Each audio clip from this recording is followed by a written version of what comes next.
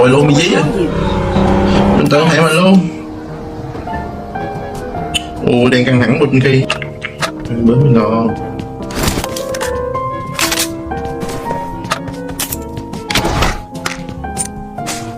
AUG nè. Thấy AUG đi. Món này ngon nè.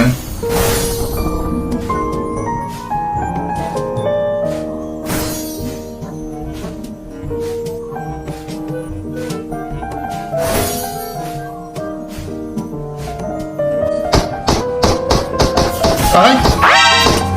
Trời ơi, mình tự giết mình luôn. Phải đâu.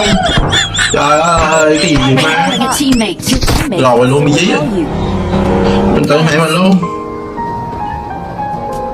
Ồ, đang căng thẳng bên kia gì vậy? Có người luôn.